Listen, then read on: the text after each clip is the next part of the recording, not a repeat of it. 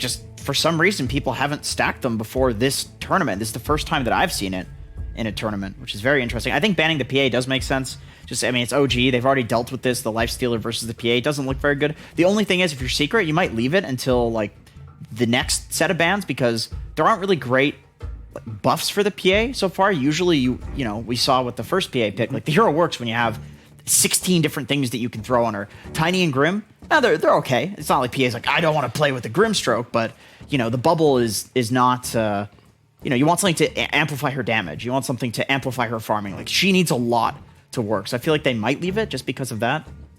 Do you think that there's a chance, Mr. Governor, for Doom? I think both of these teams pretty much do not respect the meta in terms of what all the other teams are doing. These guys are the guys that set the meta. So, like, you can see already, like, we're not seeing Veno in this series. We're not seeing the Dooms appear. They might appear later on, but it's not like a hot topic, I think, for these I was going to teams. say, like, to be fair, even when Doom isn't meta, the Grim Doom still comes back because the combo is just so good. So I could still see them picking the Doom, even though they don't respect the meta, because it's still like it synergizes with the Grimstroke. And I know that no matter what the meta is, like OG and Secret, like both of these teams will always pick things that just synergize really well together. And out the Chen, Puppy Chen, yeah, that would be pretty annoying with the Lifestealer. Just healing amplification with a hero who can just sit and sustain in lane. It makes space for the Chen to farm up his mech. Lifestealer can hold the safe lane tower. Chen can go and basically take all of the other towers. It's pretty annoying to deal with map-wise. Oh, they do ban the PA. Okay. It's just against a Lifestealer, it's so strong. And if you're going to pick Enchantress as well. Yeah, I love this, the response for the fact that they ban out the Chen, and for Secret, it's about that same hero that has like that activation. Ench and Earth Spirit, they can both make so many great moves around the map. And I say this every time I see this Lifestealer from Secret. It's an independent core that can play lane solo to allow Secret to try and make these early moves. Yep. We didn't really see that in that first game because Secret was a very defensive lineup, but this lineup's a lot different where so far Secret are going to be able to actually pressure these towers. OG in that first game, again, they took the mid and bot tower around about minute 10 or 11. If you can maybe start doing your aggression first, you're not going to be losing your safe lane tower suddenly, and now the game's completely different because you're preventing OG to have that like instant jungle access. Yeah, and I think OG in particular is a team that you should value holding your safe lane tower against, because these guys, like, if you give them an inch, they take a mile. They will literally never stop running at you the moment you give them some space in the game. So Lifestealer, definitely one of the best heroes at stopping that from happening. Sand King, very similar. You just sit and hold a tower. All right, what's the Grim combo? This is what I'm thinking. I feel like the Doom is... Ooh. Who's this hero in the Colosseum, Jenkins? This is Tuskar, really great combination with a lot of offlaners. Once again, another one of these heroes that you never look at a Tusk and think, oh, this is a terrible Tusk game. Like, it just depends on who it's comboed with. You have the Snowball save as well for the single target coming from the Lifestealer. You have the Earth Spirit, who's going to be silencing, focusing one guy. So it's, you know, good saves, but I think we're going to see a combo with it. There always is. It's all about OG's desire to actually win lanes this time. That like they didn't win lanes. They went even, and then they tried to play aggressive after that. So this time, it's about we're going to have such prominent lanes, and we're going to try and actually build up a strong lead, play off of our tops and Tiny, and just go all out aggressive. Because when OG played against this Lifestealer the other day, it was kind of the same issue for Secret, where they couldn't really make these early moves. They went even and or lost some lanes, and they could never really find that strong footing to mount the fight into OG. So I'm seeing that with this Tusk pick, it's about matching the rotations that Ench and Earththreat are going to be able to provide. I was going to say, Tusk is actually one of the few fours that's just totally fine going up against an Ench, as long as you block the camp. Like, if she gets a creep, that is critical. If she gets a creep, you're done. Like, that. This is not a good matchup. But if you don't get a creep, Tusk can just man up on the Enchantress. Like, she'll never get a ranged impetus off. You force the heal. The slow doesn't matter because he just shards you and hits you and slows you. And she's got such a little HP and armor, she just dies to you with a +1. So you have to be really careful with Enchantress. Oh, they did actually ban out the PA. Yeah. Catch that, nice. Yeah. So then for OG, in terms of carries, what's really left? Are you thinking maybe like the Juggernaut still probably available? But again, it does depend on this next pick from Secret. Yeah, it does. Do they just go like Underlord? Oh, they go for the Bloodseeker. Okay. Okay, nice. Amplify up that Lifestealer damage. He's not really a hero that cares if his HP is drained. Great with this attack speed that's going to come from the Bloodseeker. This is such a scary combo though, where you think about the Earth Spirit buying the Veil. Like, no, let me rephrase that. Sorry, Bloodseeker buys the Veil for the Earth Spirit. Yeah. So now this early damage Right. coming from Secret is gonna be immensely high. So their response to the aggression of OG post laning, it's sure you might have stronger laning phase set up, but when we take that first fight, we're gonna each equally be able to mirror what you have. So it's You know what? I'm sure the Veil works on the Enchantress impetus too, right? It's spell damage. It's a damage coming from a spell. I wonder if that works with these right-click modifiers. But anyway, either way, they have the Earth Spirit Bloodseeker combo. You just rupture somebody, then you kick them, and they literally are just moving super quickly. They take a ton of damage. Great against Troll too. Like this always happens between these like top tier teams where you see, oh, Bloodseeker, that means Troll is completely off the table. Oh, they pick Troll. You know, you literally just rupture this guy during his ult, and he runs at you, max move speed, and is at 1% HP. The ult finishes and he dies, right? But you know, OG, like, they're just sticking to their guns. They wanted to pick this hero in the draft, and they don't even care about the Bloodseeker. Maybe Secret was even anticipating this, and that's why they picked the Bloodseeker. Well, I think that one interaction, though, sure, it's good for the Bloodseeker side, but in terms of the game, this Troll, his items are going to be a little bit quicker than the Lifestealer. He likes to buy MKB so he can deal with the talent choice of Lifestealer and just the general game plan. It allows him to take Roshan early on, and it's a strong combo for the Grimstroke that and Tusk. And the Tusk, exactly. So if the Tusk ever comes into this lane, we haven't really seen a Bloodseeker lane where they've had to face up against a tri-lane, for example. This could be one of those... This is true. This could be one of those sacrificial games where they either A, tri-lane on OG and leave Seb alone, or B, they just dual lane and then they really utilize the Tusk TP to pressure the Bloodseeker when they go aggressive. Because you think about the way that the Earth Spirit Bloodseeker will find a kill. It's not very creative, right? You roll in, you blood right. True. You Whirling Axe. Suddenly, there's not a lot of damage outside of those two spells. Well, here's what I'm thinking in response to that, though. Then don't you just send the Enchantress and then you win the lane as Secret? Like, and then 5 seconds of reserve time.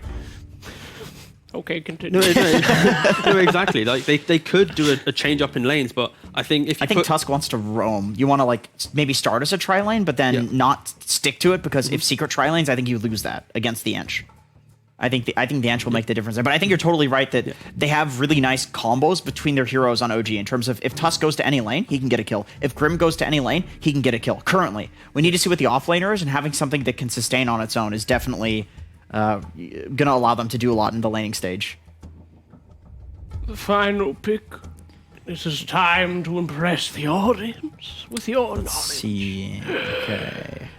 These are the literal 2 hardest teams in Dota to guess what the hell they're going to do. Just guess something random. Pudge. It's Pudge. Okay. Just kidding. Please don't quote me on that. Omni Oh my god. Okay, Omni Troll. This is a fantastic combo. I mean, Omni Knight's a hero that deals really well with the Bloodseeker. You just heal the guy that gets ruptured and he takes no damage, or you put the status resistance on before, and then the Bloodseeker can't press rupture on somebody. Like, Troll Omni is one of the strongest Omni duos. I don't know, I actually can't think of something that's like Slark Omni maybe is stronger. Sir, but continue. It's mainly activated by the fact that you have this bot lane, which is going to be Ench Lifestealer. Lifestealer doesn't really apply a lot of pressure. When you have that hard purge on the Omni Knight, you can always survive. And the question is, like you said, it's about blocking that camp, remove the Ench from the lane, and then Omni can have a free time.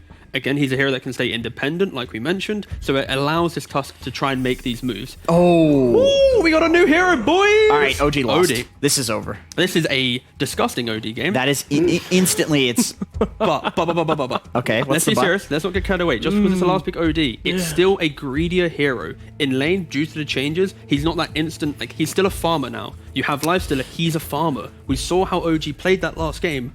That 10-15 minute sweeping motion, they did build a good lead. So, great. They've got this OD, which is a hard counter in the late game. But if OG never lets them get to that point... Here's the... The Oracle have presented us with the odds.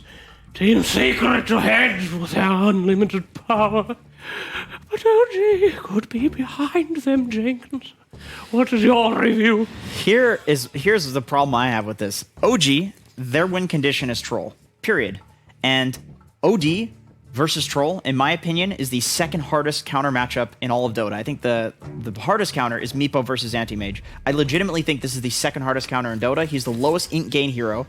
You press R on him, and he dies. No amount of status resistance or physical resistance is going to prevent that. OD, if he can have a game in this game, it's free. because nobody thinks this hero exists, but it's been buffed. The win rate's looking good in pro level pubs. It's on the rise.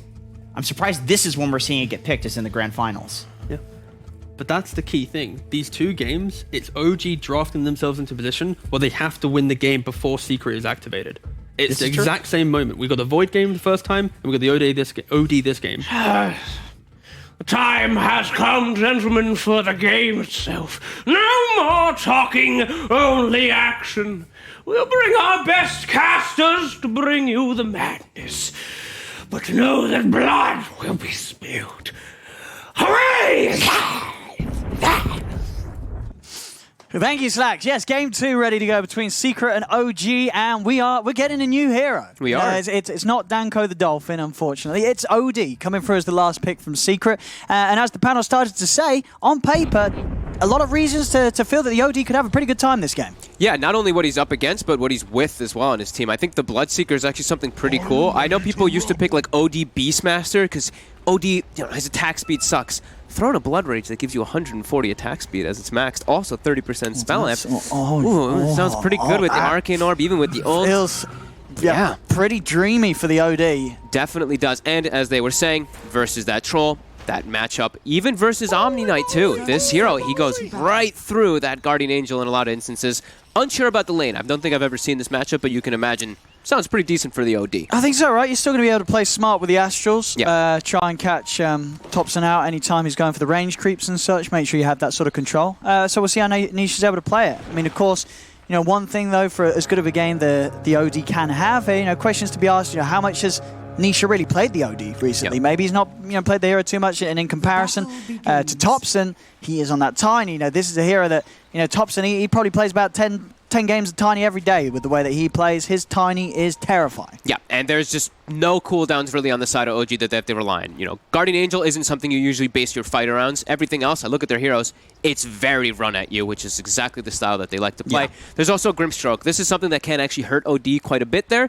You get that level 3 Phantom's Embrace at some point. It does ruin the OD a little bit until he gets that BKB or something. I was going to say, I'll be very interested to see what the build is from Nisha. Same. Is he still going to try, are you going to go rushing the Agonyms? Do you try and get yourself something a little defensive earlier, 4-star BKB? We'll see. Bottom lane, Puppy. Getting going on here. Yapso's able to slow them down with the slow. Look how he holds the skill point too there. Doesn't even actually skill up the Nature's Attendance, just has the prowess that he knows he's going to survive. Wants to keep that enchant. He does know that there's a stroke skilled at level 1, so he doesn't have to worry about dispelling an Inkswell, but inevitably in the lane, that's what we're going to be seeing Puppy do, is dispel. So in this tri-lane versus tri-lane setup, who sort of comes out on top?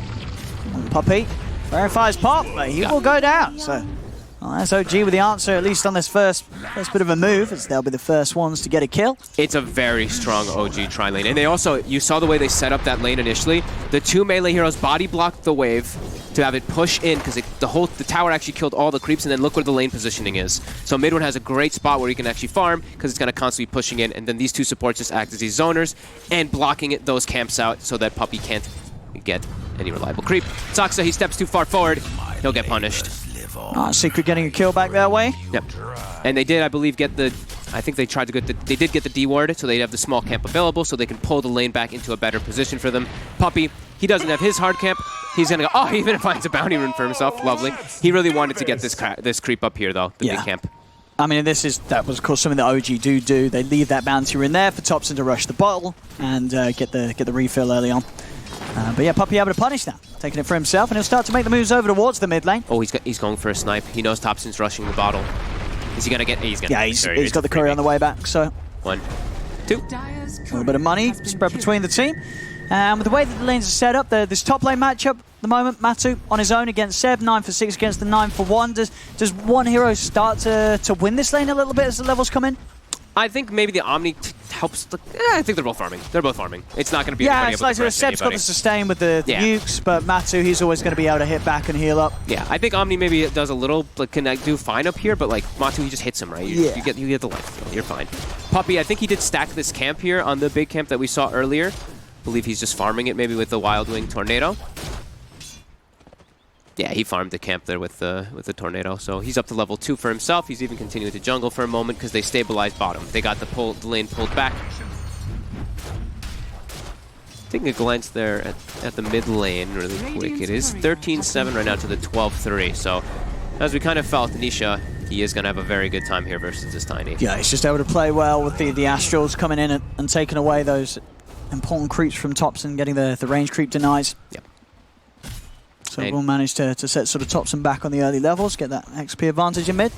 Yep, and they're keeping that tri-lane fully in the bottom lane. I wonder if they're actually giving more of the experience to mid one. They're not. Okay, they're actually splitting experience fully while we see Secret's trying to maximize. Puppy's jungling a bit, Yapster's constantly pulling, so we will probably see Secret pull out ahead in the experience after this first early start.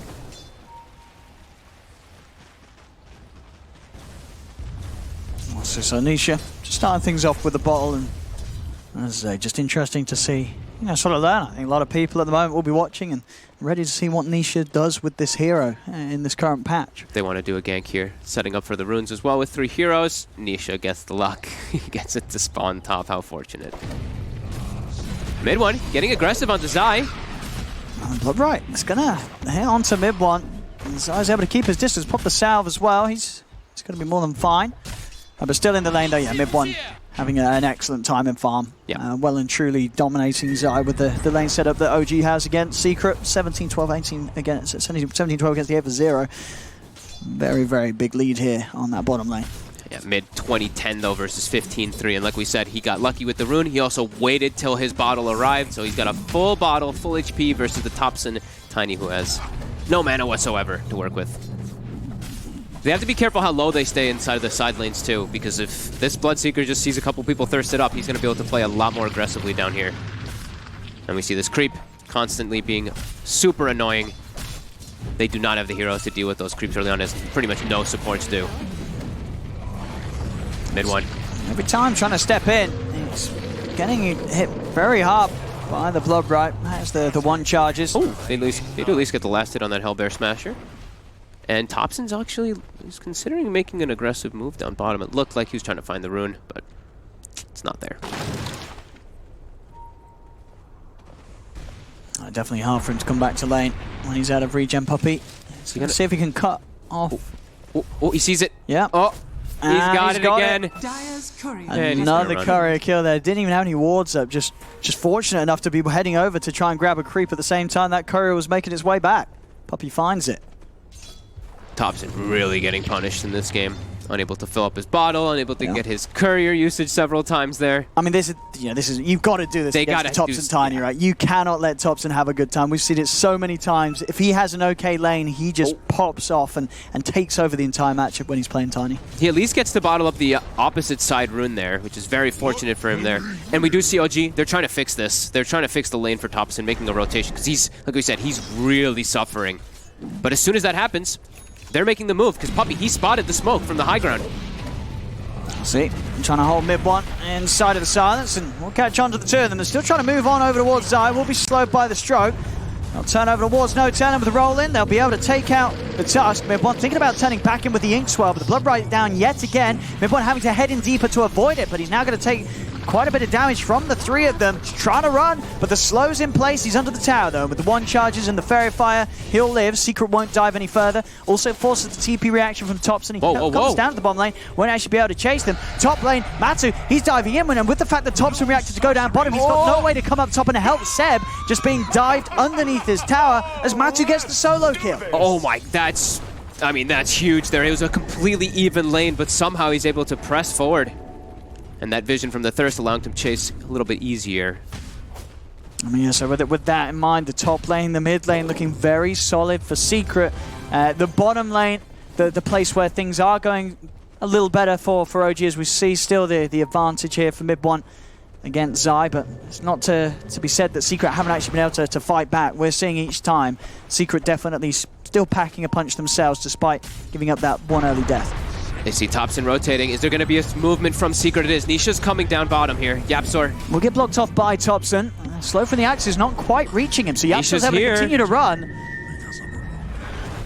And mid one, He looks pretty dead. They just drop the sanities. They don't want to mess around, leave any opportunity for Mid1 to fight back with a potential ult. And now Thompson, he's in trouble too, trying to set up, but the silence hits in. He'll be safe for now, but Nisha buys time to keep him held in place with the Astral. The micro from Puppey, who stomps down Seb, now turns over towards Thompson. Thompson's left alone. They'll take down a courier, but he loses his life. Nisha cleaning up with a double kill. 3 heroes dead from OG on that fight.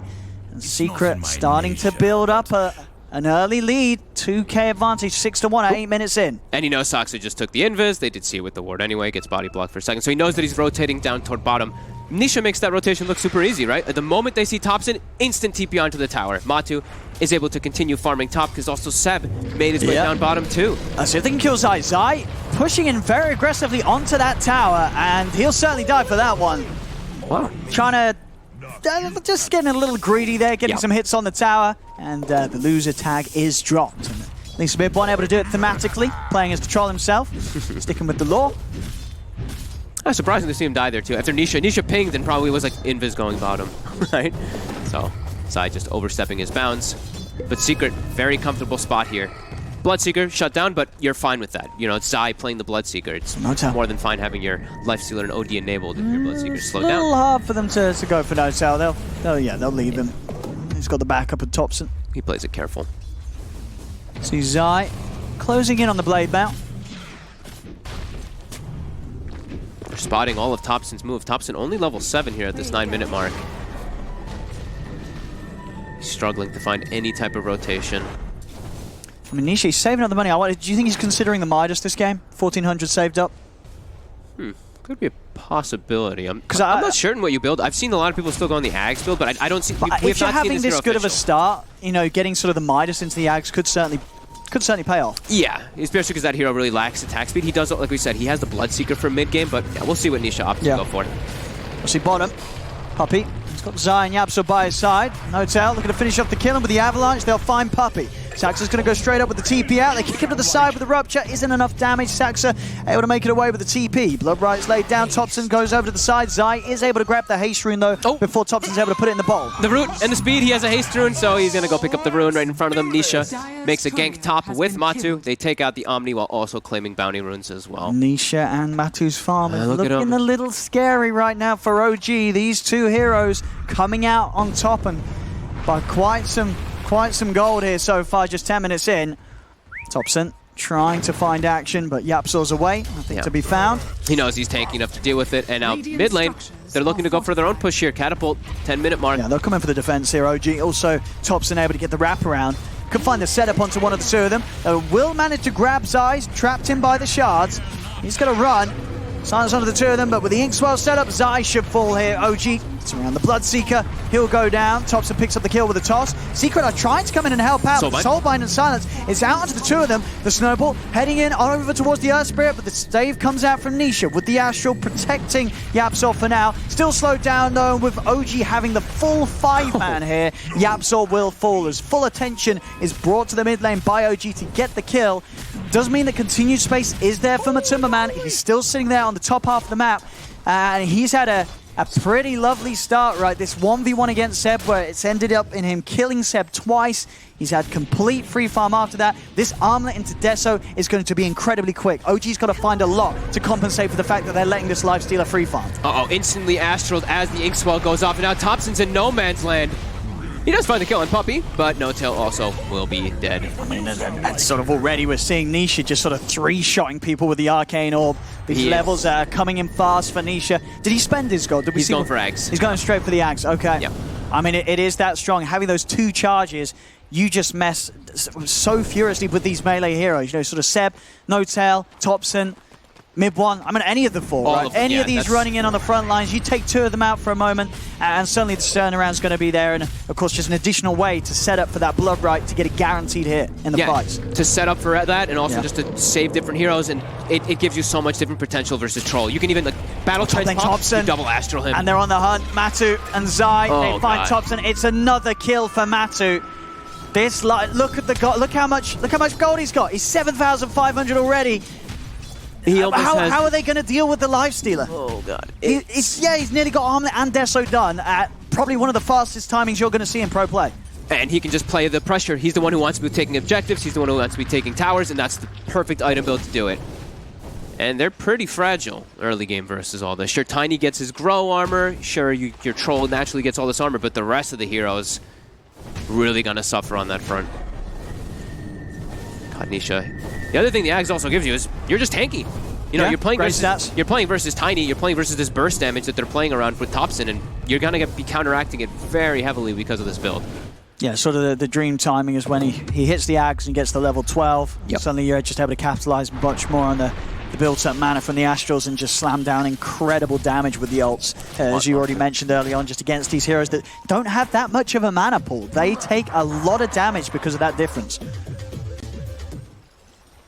They wanted to try to get some type of sneaky gank here on Map2. They have to get this like phantom from the tree line or while he's disabled.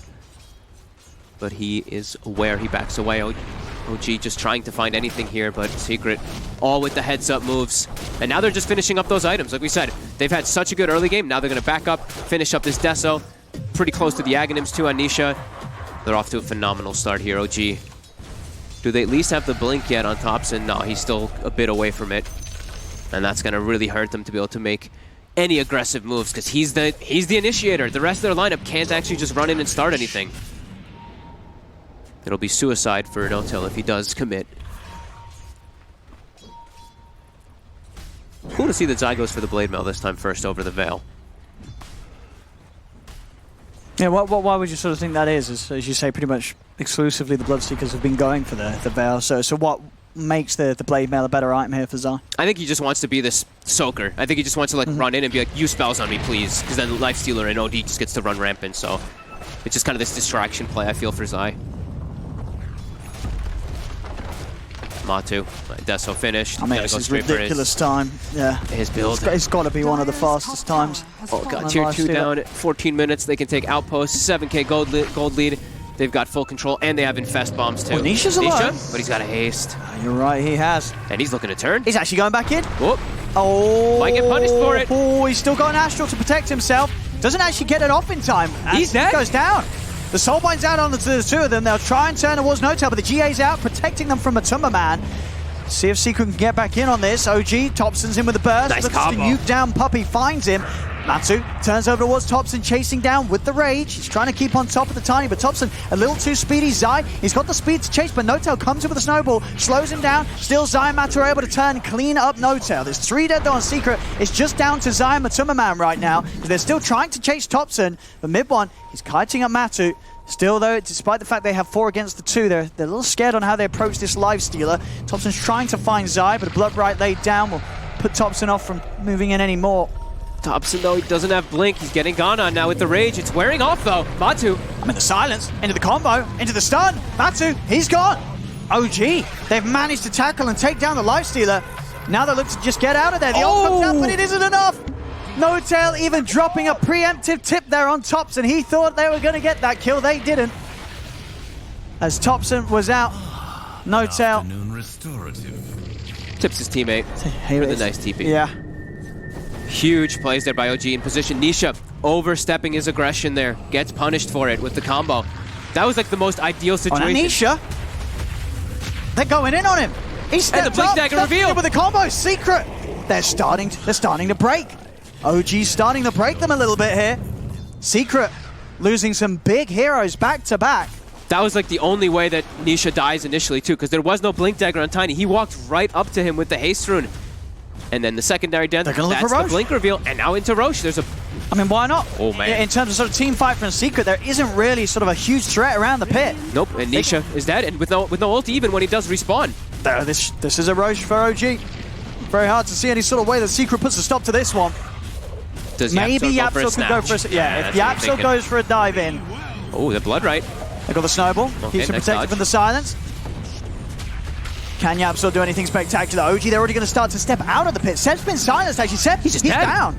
He doesn't get a chance to use any of his spells. Will buy back immediately to make sure that OG can continue to control this. Great shards from No-Tail. Trap Puppy and Map2 away from potential escape. Map2 able to jump into Zai. They go straight over towards No-Tail, who's still silenced up. Slowed down by the open moves. He gets the chance to pop the snowball. No-Tail will live a few seconds longer. Still falls. Mid-1 turns over towards Nisha. Nisha on the front. He's rooted. He's taken down. Mid-1's able to get the double, but Mid-1's falling low. Map2 and Zai, they're running him down. Mid-1's trying to escape. Zai, he's still on top of him. The axes are out. He's going to go for the TP away. Does Mid-1 make the evade? He's out. Steps in with a heal, and Mid-1's back to safety. Saxa pops the Inkswell. GA's up as well. The Inkswell stunned onto Matuma Man. OG, they'll claim the Lifestealer's life.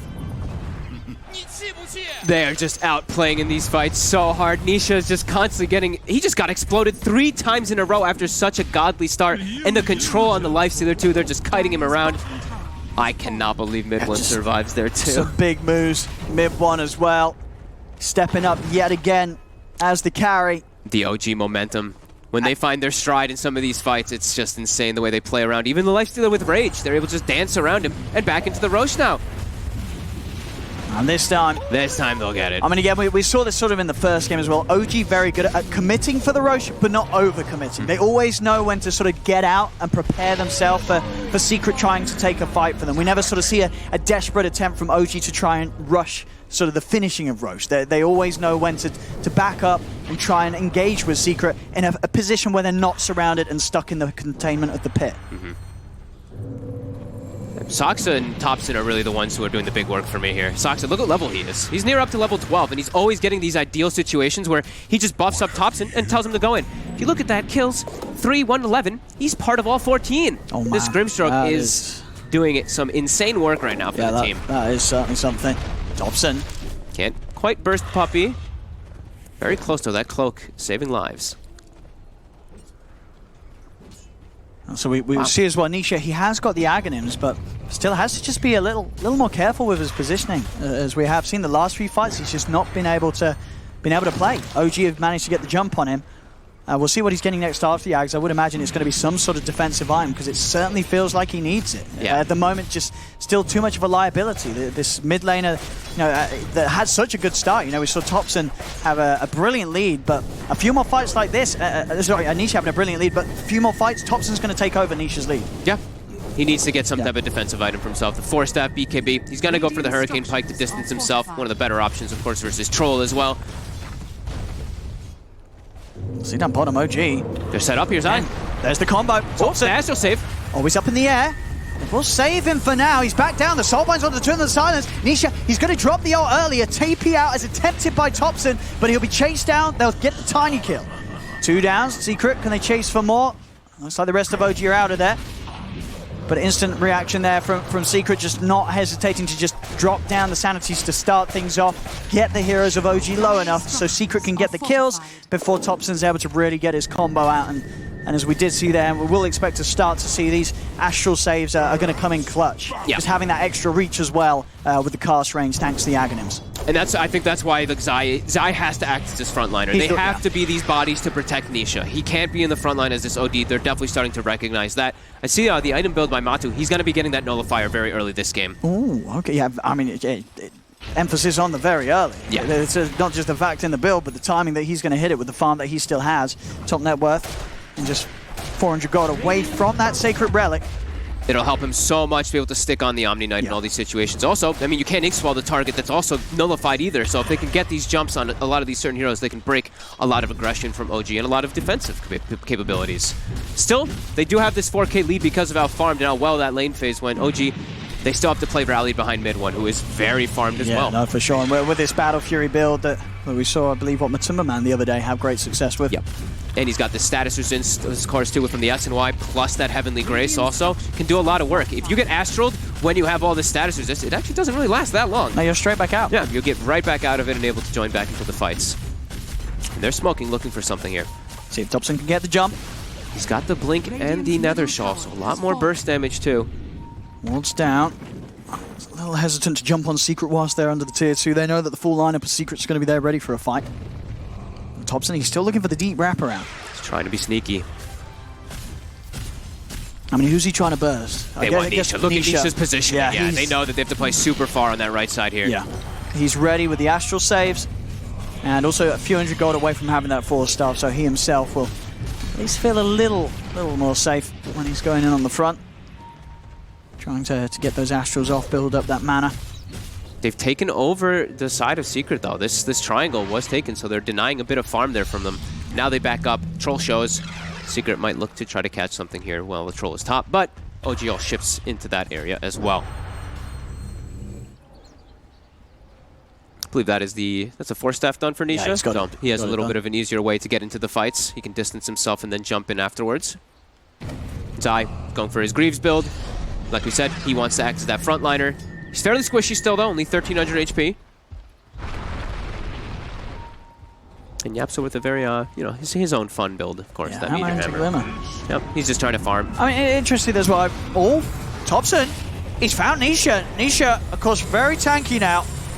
So they won't be able to continue to dive in. Secret themselves actually will try and turn and see if they can catch any of OG. Thompson's falling low to the Rupture, and Yapso, he's going to commit up to the high ground. He's looking for the target, but Thompson, he's able to drop the combo. The Rupture comes to an end, and Thompson, he's able to back off. Oh, that was close. He almost got booted during Rupture. Over towards the mid, Zai trying to chase down Saxa, but mid one turns with the slow onto them. Secret won't quite be able to get back in, and now OG, they're ready to return fire. Mid one's starting to charge straight over towards He just Puppey. reclaimed, though.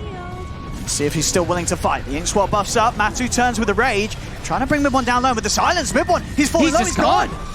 They've got the damage, and now with the Nullifier, Map2's ready to turn over towards his next target. Seb's out as well. No chance for a GA. A Secret, they've found two. Yapso's going to be able to stay on top of Zaxa. No-Tail's rolled over, but it's going to be straight into the Bloodbright. The Astral will play around with No-Tail for a little bit longer. Zaxa continued to be chased down by Zai. 4 dead on OG. My god, he died so fast on the Troll to this Lifestealer. I mean, look how hard Matu's hitting because of this build. He's hitting for like almost 400 per hit. Well, with the Desolator debuff, it's more than 400 per hit. And that silence just breaks the whole Troll build. He doesn't have BKB. The silence lasts too long. He's gone. And now they're going to take some damage to the base. I mean, they're going to get the racks. They've got the Meteor Hammer. They're going to make a quick push out of this, Secret. As 24 minutes in, one fight, and Secret in a good enough position to step into the base, and nothing that OG can do to stop this. Only Thompson alive. He can't do anything to sort of tackle how quickly Secret destroy the racks. And it's only going to be quicker next time, as Matu, with that fight and with those objectives taken, he's going to be very close to having AC for the next one. It's crazy how just a silence from an Earth Spirit causes all of this to just fall apart for OG so quickly. And now Secret, they have dominance of the enemy triangle here. Even looking for more kills. Yapsor. He Glimmer fades. Saxa, he's on top of him. Mid1's trying to go in from the side. Thompson's just dead. Thompson's dead. What happened here? I mean, Secret, they're more than happy to fight. Matu's going to stay on top of Seb. The GA is popped. Mid1's still moving in, trying to finish off Nisha, but he's so low. The stun comes out from Puppey Sensor. He's trying to focus down, but the Astral, he's going to be able to keep himself safe. Nisha takes himself out of the game. He's alone. It's an ultra kill for Matu. He's going to look to finish off Mid1 as well. Nisha forces down to the side. Matu finishes off the kill. It's a rampage, ladies and gentlemen, for Matumba Man. As OG getting team wiped as soon as they came back into the game. That'll be the money for the full AC done on Matumba Man. It's another Rax. They just go straight back in the base. Tier 2's already taken out in the top lane by that early pressure and space that Matu was having. So they're able to do this. They're straight back into the base and nothing that OG can do. They walked up to the high ground. Nisha just, as soon as Battle Trance was popped, we saw Astral on the Omni Knight, Astral on the Troll Warlord, and they just break the fight completely. And then Thompson gets pretty much one-shotted by the OD ulti because of that mana differential. I mean, it's sort of what they were saying on the panel. You know, OD against the Troll, it is one of the hardest counters in the game. Even against Tiny, too, in these type of mid-game situations. I didn't see if he was Blood Rage, but the Tiny just went from almost full HP to 0 from the ult. Because look at that, how much mana he has. 2,200 mana compared to that little bit of the Tiny, only 600. And you just can't help but feel that OG's starting to sort of feel the fact that this lifestealer, Matumba Man, he just had a free game for sort of the first 20 minutes. Nothing was done to try and slow him down, and now he is just light years ahead. He's nearly reaching 20k net worth at 26 minutes in. He's going to have some insane GPM by the end of this game if it continues at this trajectory. And they don't really have this big offlaner like they normally have on the side of OG Seb. Look at his net worth. He's below Puppey. He's literally just a blink into a Heavenly Grace to try to protect Mid1 from those silences now. He has been shut down so effectively from the side of Secret. OG in a very tough spot now, but they are grouped up here trying to take advantage of the OD ult being down, but still a tough fight. They're going to try charging straight up onto the high ground. OG want to start something. Soulbind's out onto Map2, linking him up with Puppey. Map2 just standing his ground for now. Greaves are done by Zai, so he's ready to come over and help out. Thompson's just dead. He's just dead to the arcane orb damage, and Nisha just destroys him. And Mid1, he's trying to go in. He's been held in the Astral Meteor Hammer combo coming out. He's able to pop the ult, but Nisha, he's just building up the charges, punching into Mid1. Map2 is more than fine, kicked to the side, taken out by that final hit from Nisha. As for all the farm that Mid1 has, you know, as this troll, he's had a solid game in terms of being able to hit the item timings, but now at this point, it just does feel that it's impossible for this hero to do anything against what Secret have. Yeah, against all these counters, it really does feel, and the way that they walk up into the fight, Secret was prepared. Bloodright gets laid down, and you can see all of OG's hero was just in panic, because they're about to get hit by a 3 or 4 man silence, and then it's just the troll and Thompson segregated alone onto the high ground there. And yep, they didn't even have to use OD ult because it wasn't up. This is looking pretty impossible now for OG. Yeah, some wild builds across the board as well. I don't know if we really talked about it, but Puppey, he's chilling with a Vanguard and it's typical. a Glimmer Cape. That's the Puppey Enchantress build. You know, he just tanks up. He's like, all right, yeah, whatever. Start doing it, you pups, boys and girls. Blightstone into Crimson. I mean, in all sort of efforts, it is not bad, right? Against this sort of lineup, with the way that Secret's playing, when he gets this Crimson, that's gonna add that extra bit of protection against all these heroes that want to punch. If they even need it, they're in a very comfortable spot now here. Everyone just getting so much extra farm. Everyone getting so tanky. There's no way Thompson can really combo pretty much anybody. He's just looking for split push action now. And Yapster's on the hunt. Let's see if we can find him. And he is on top of him. Thompson has got a TP, but of course with Yapsor around, there's just not going to be the chance. He's astraled, and Secret more than happy to play with them. The rest of OG, they're trying to move over here. They want to try and help out Thompson. They do turn over towards Matuma, man. They find the bashes. Map2, he's able to jump into the safety of Zai. Out he goes again. Jesus, another fire on Seb. Seb's out. Out comes the ult. It's a triple kill for Nisha. They're buying back on OG, but what can they do? They're down 22k net worth. Secret continuing to overrun them. Ultra kill for Nisha. Thompson, he's just got to hide in the trees. He's trying to stay here, don't show himself. He can't do much of anything here. He's got these 3 heroes rallied around him, but man, Seb, he got clipped by Bloodright, and then he couldn't actually walk into the fight to get any spells up, and then gets 3-shotted by the Lifestealer. Oh, yeah, he's just gone straight away out of the fight. And oh, look at this, an Orb of Destruction for Map2. Oh, there we go. Oh, even more minus armor. Lovely. Yeah, GG is cool. GG. They know. Yeah, they cannot fight right now. They are too far behind. And Secret, with that, they'll take the second game in this best of 5. This game, a little more one-sided than what we saw in the game 1. Yeah, this one was... And just the way they did it, right? They come into the Grand Finals